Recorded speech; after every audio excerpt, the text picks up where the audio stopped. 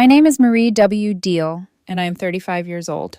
You're a totally selfish person, my mom shouted across the dinner table. Adam, my brother, laughed like it was a punchline, shaking his head as if this were all just another overreaction I'd get over in a few minutes. I sat there gripping my fork, feeling that familiar pressure settle in my chest, the same pressure that always showed up when I finally said something my family didn't want to hear. It was my mom's birthday. I had chosen the restaurant, made the reservation, paid for everything, and even brought her a gift. I didn't expect gratitude. That had never really been her thing, but I also didn't expect to be attacked the second I drew a line. I can't help with the mortgage anymore, I said calmly. I quit my job. Silence dropped over the table. My mom blinked, like I'd spoken another language. Adam's grin vanished instantly. You've got to be kidding me, he said. I'm not, I replied. And honestly, I should have done this a long time ago. For the last 8 months, I hadn't been helping with my mom's mortgage. I'd been paying it.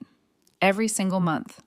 On top of that, I sent her extra money whenever she asked, because she always had the same excuse ready. Family has to help family. That line was her favorite. She pulled it out whenever she needed something, and Adam backed her up every time, especially when it involved his own bank account. $4,000. That's how much I'd sent Adam for his so-called self-improvement courses. He claimed he was working on bettering himself, investing in his future. I never saw books, never saw certificates, never saw results, just vague talk about growth while he waited for me to cover the bill. And for years, I did. That was the worst part. I let it happen. I was always the responsible one. Good grades, worked through college, landed a solid job right out of school. I never asked for help because I already knew there wouldn't be any. But the minute I started making good money, suddenly I had obligations. Not choices. Obligations. At first, helping felt right, like being a good daughter, a good sister.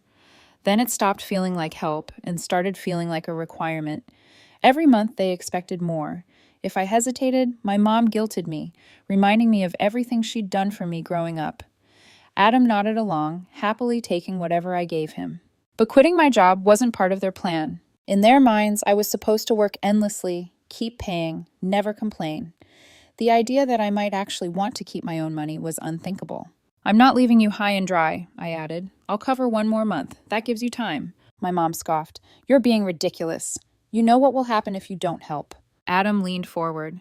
You're seriously going to screw us like this? You know I still need your help. I'm trying to do something with my life. I actually laughed. The irony was incredible. He was acting like I owed him something, like I hadn't already sacrificed thousands of dollars for his imaginary future. Let's see who pays your mortgage, I said calmly, looking straight at my mom. Her face twitched. She still didn't believe me.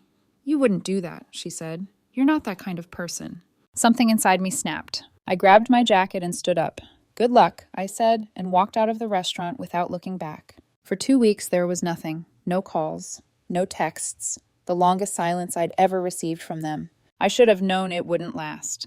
For the first time in years, my phone stayed quiet. No guilt-laced reminders from my mom.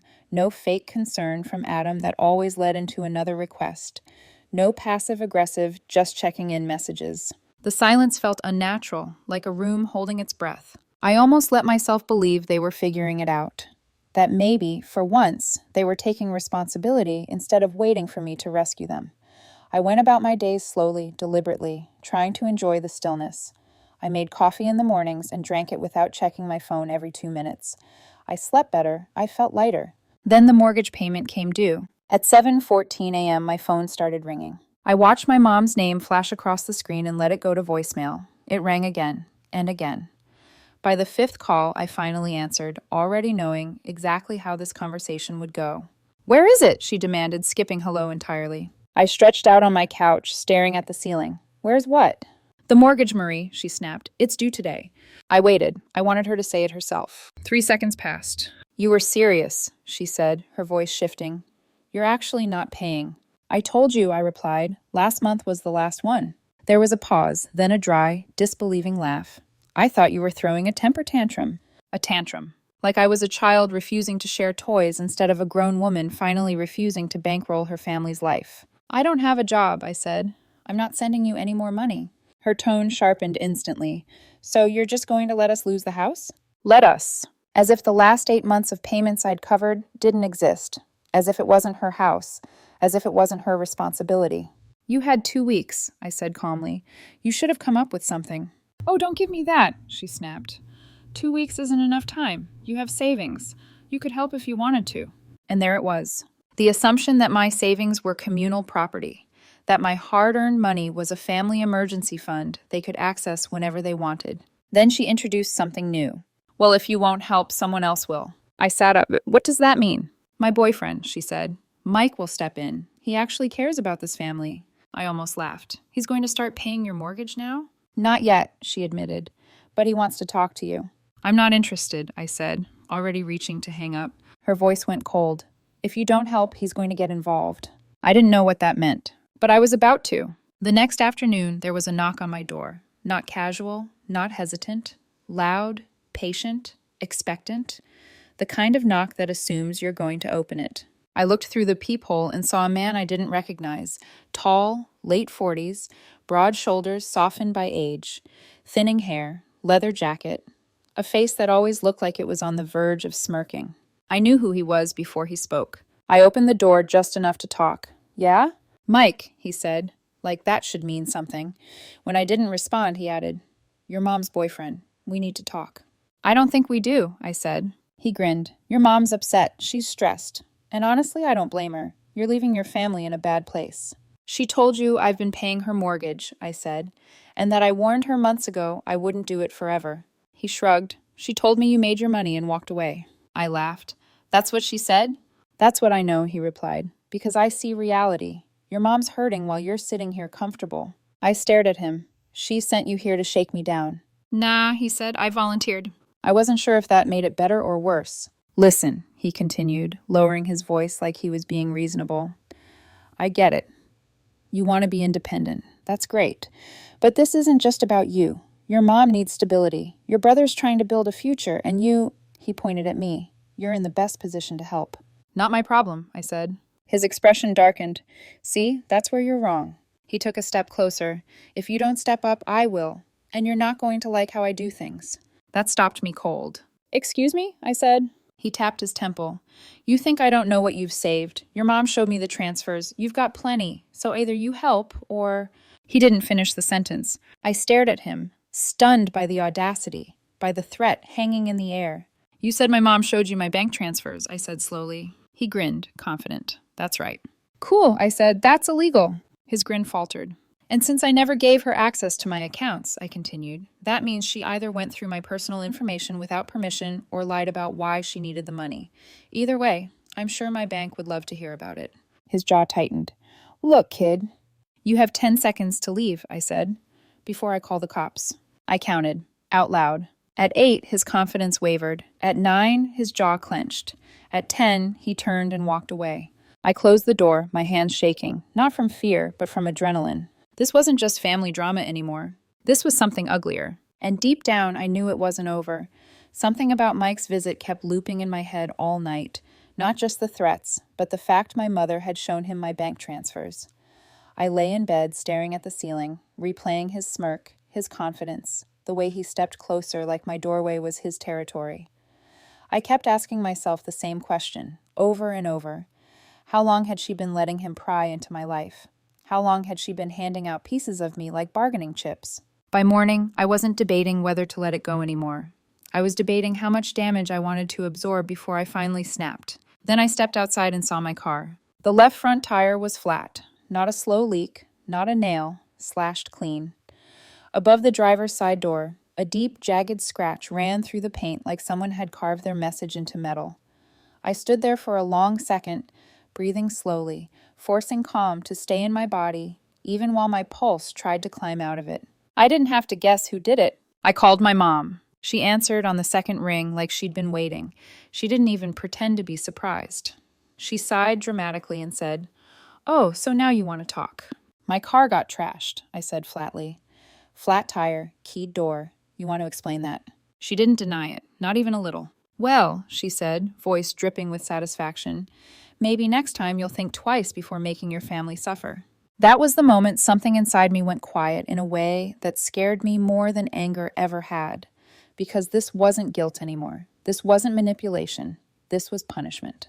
This is how you handle things now, I said, keeping my voice steady, sending your boyfriend to threaten me and then trashing my car. She scoffed. This is nothing. If you don't fix this, it's going to get worse. I hung up without another word. I replaced the tire with my spare, hands moving calmly, methodically, like my body was refusing to give her the satisfaction of seeing me break. But my mind was racing. They wanted me scared. They wanted me to fold. They wanted me to be the old Marie again, the one who apologized while paying. Not happening. 30 minutes later, I was speeding toward my mother's house. I had no plan. I just knew I was done playing defense. When I pulled into the driveway, the front door swung open like the house had been waiting for me too. My mom stepped out with her arms crossed, looking bored, like I was the inconvenience. Mike appeared behind her, grinning. Adam was there too, leaning near the doorway, shifting his weight like he wasn't comfortable but wasn't brave enough to step away. And then I saw the fourth person, a man I didn't recognize, tattoos on his arms, buzz cut around my age but rougher, watching me with a grin that didn't belong in a family conversation. The way he looked at me wasn't curiosity, it was calculation. I got out of the car slowly, letting the door close behind me with a soft, deliberate click. All right, I said, keeping my voice level. Who's the extra guy? The tattooed man grinned, but didn't answer. My mom did. This is Ryan, she said, like that explained everything. A friend of the family. Mike chuckled. He helps out when people won't listen. So that was what this was. Not a discussion, not a plea, an ambush. Reinforcements. I crossed my arms. Let me get this straight. You slash my tire. You key my car. You send your boyfriend to threaten me. And now you've brought in someone else to scare me. Ryan laughed. Hired goon. That's funny. Mike stepped forward. Nobody wants this to get ugly, Marie. But if you don't start cooperating, it's going to get worse. Worse, I repeated. You're playing a dangerous game. You've got money, Mike said. You've got savings. You think you can just walk away and leave your family in the gutter? I glanced at Adam. You okay with this? I asked. You really signing off on this? He hesitated, then muttered, You're the one making this hard. I let out a slow breath. Wow. I turned back to my mom. So what's the plan? I start paying again, and all this goes away. Her expression didn't change. You should want to help your family. You have the means. This is your fault. I laughed. A real laugh, sharp and humorless. My fault. I've been paying your mortgage for months. The second I stop, you bring people to threaten me. Ryan snorted. Nobody's roughing anybody up, but things break. Accidents happen. Be a shame if your car got totaled next time. There it was. Not implied anymore. Spoken. I tilted my head and stared at him. Did you do that yourself, or did Mike help? His smirk twitched. Which do you think? I nodded slowly. Good to know. Then I reached into my jacket pocket and pulled out my phone. I held it up, screen facing them. The recording app was open. The timer read 3 minutes and 12 seconds. Dead silence. Mike's eyes narrowed. What's that? I smiled. Just a little insurance. I turned the volume up and hit play. Their own voices filled the air, clear as day. Mike's words about money and leaving family in the gutter. Ryan's line about accidents and totaling my car. Ryan's grin disappeared. Adam turned pale. Mike's face hardened. My mom's smug expression cracked for the first time, replaced by something close to nervousness. I slipped the phone back into my pocket. Here's what's going to happen, I said. You're all going to back off. No more calls. No more visits. No more accidents. If anything else happens to me, my car, my apartment, even my mail, that recording goes straight to the police. Mike clenched his jaw. You wouldn't do that. You sure? I asked, raising an eyebrow. Because I'd love to see what the police think about threats, property damage, and financial coercion. No one spoke. We're done, I said, and turned back toward my car. As I drove away, I caught them in my rearview mirror. My mom furious. Mike stone-faced. Ryan looking down. Adam staring at me like he'd just realized something he couldn't unsee. For the first hour after I left, adrenaline shook through me. My fingers gripped the wheel too tightly. My mind raced with revenge fantasies. I could take the recording straight to the cops. I could press charges. I could expose everything. I had enough to ruin them. But the longer I drove, the more I realized something that surprised me. Revenge meant staying connected. Revenge meant they still lived in my head. And I was so tired of carrying them. By the time I pulled into my parking lot, the decision was already made. I wasn't going to destroy them. I was going to disappear. That night, I packed. Clothes, essentials, my laptop, things I actually cared about. Everything else could burn with their version of me. I called my landlord, broke the lease, paid the fee without a second thought. I called my bank, locked everything down, new passwords, fraud alerts, extra security. If my mother had been snooping, she was done. I wiped my social media, deactivated accounts, removed contacts, cut every thread that could lead back to me. Before dawn, I booked a one-way ticket. New city, new state, somewhere near the ocean, because I wanted space and air and a horizon that didn't feel like a trap. I sent Adam one last message. Tell Mom to stop calling. I'm done. Don't try to find me. Then I blocked him. Blocked my mom. Blocked Mike. Blocked every number that had ever made my phone feel like a weapon. At the airport, sitting with my suitcase at my feet, a strange calm rolled over me. For the first time in my life, I wasn't fixing anything. I was leaving.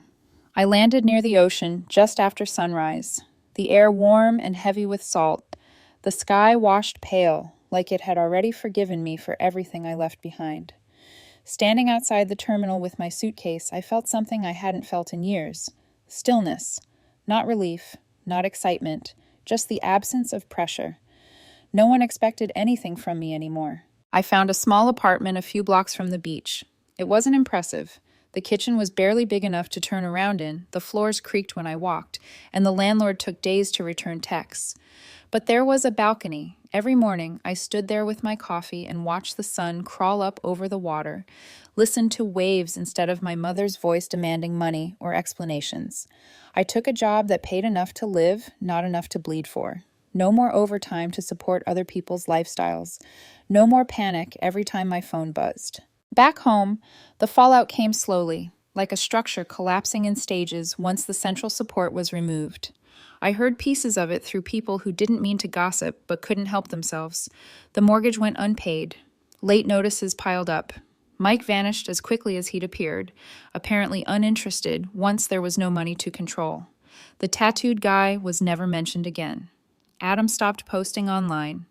My mom started calling old friends, asking about loans, about options, about favors. People stopped answering. About a month after I moved, my phone buzzed with an unknown number. I almost ignored it. Curiosity got the better of me. "Marie," Adam said. I didn't respond. "Mom's losing the house," he added, his voice thinner than I remembered, stripped of that smug confidence he always wore around me. I looked out at the ocean, moonlight stretching across the water. "Okay," I said. There was a long silence on the line. "That's it," he finally said. "You don't have anything else to say."